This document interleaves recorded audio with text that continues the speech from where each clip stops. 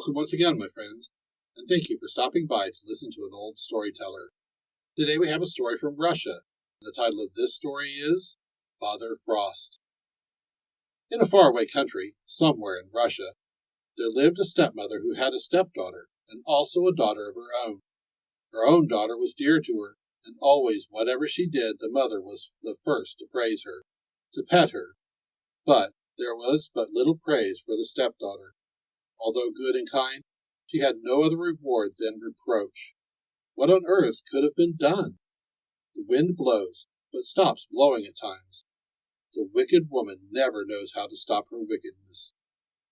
One bright, cold day, the stepmother said to her husband, "Now, old man, I want thee to take thy daughter away from my eyes, away from my ears. Thou shalt not take her to thy people into a warm izba. Thou shalt take her into the wide, wide fields, to the crackling frost." The old father grew sad, began even to weep, but nevertheless helped the young girl into the sleigh. He wished to cover her with a sheepskin in order to protect her from the cold. However, he did not do it. He was afraid. His wife was watching them out of the window, and so he went with his lovely daughter into the wide, wide fields, drove her nearly to the woods, left her there alone, and speedily drove away. He was a good man and did not care to see his daughter's death. Alone, quite alone, remained the sweet girl. Broken-hearted and terror-stricken, she repeated fervently all the prayers she knew.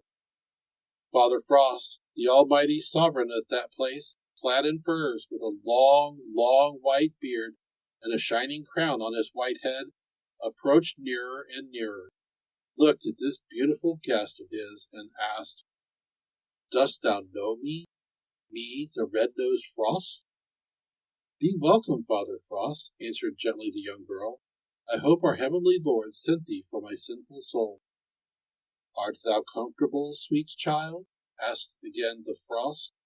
He was exceedingly pleased with her looks and mild manners. "Indeed I am," answered the girl, almost out of breath from cold. And the Frost, cheerful and bright, kept crackling in the branches until the air became icy. But the good-natured girl kept repeating, "I am very comfortable, dear Father Frost." But the Frost, however, knew all about the weakness of human beings. He knew very well that few of them are really good and kind. But he knew no one of them could even struggle too long against the power of Frost, the king of winter. The kindness of the gentle girl charmed old Frost so much that he made the decision to treat her differently from others, and gave her a large, heavy trunk filled with many beautiful, beautiful things. He gave her a rich shuba lined with precious furs.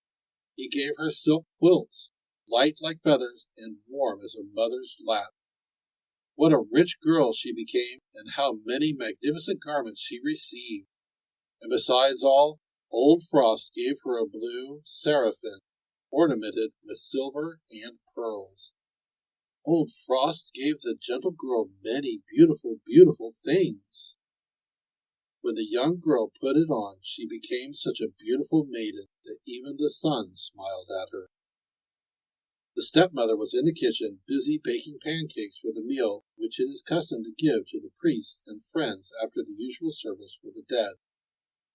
"Now, old man," said the wife to the husband, "go down to the wide fields and bring the body of thy daughter, and we will bury her."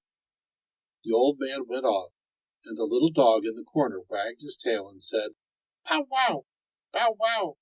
The old man's daughter is on her way home, beautiful and happy as never before, and the old woman's daughter is wicked as ever before." "Keep still, stupid beast!" shouted the stepmother, and struck the little dog.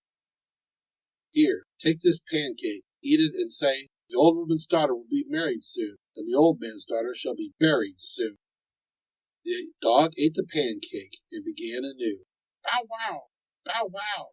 The old man's daughter is coming home and wealthy and happy as never before, and the old man's daughter is somewhere around as homely and wicked as ever before." The old woman was furious at the dog, But in spite of pancakes and whipping, the dog repeated the same words over and over again. Somebody opened the gate. Voices were heard laughing and talking outside. The old woman looked out and sat down in amazement. The stepdaughter was there like a princess, bright and happy in the most beautiful garments. And behind her the old father had hardly strength enough to carry the heavy, heavy trunk with the rich outfit. "Old man," called the stepmother impatiently, "hitch our best horses to our best sleigh and drive my daughter to the very same place in the wide, wide fields."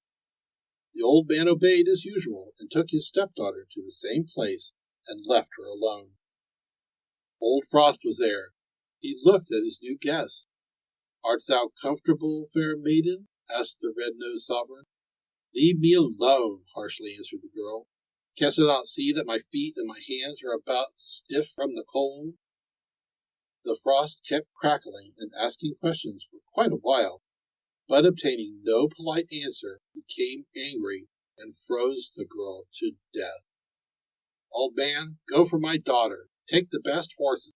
Be careful. Do not upset the sleigh. Do not lose the trunk." And a little dog in the corner said, "Bow wow, bow wow. The old man's daughter will marry soon. The old woman's daughter shall be buried soon." "Do not lie. Here's a cake, and eat it, and say, 'The old woman's daughter is clad in silver and gold.'" The gate opened. The old woman ran out and kissed the stiff, frozen lips of her daughter. She wept and wept, but there was no help, and she understood at last that through her own wickedness and envy, her child had perished. Thank you once again for listening to this story. If you enjoyed this story, please press that like button. Also, please help an old storyteller out by subscribing to my channel. The next story will be posted in a few days, so until then, may your story continue to be a good one.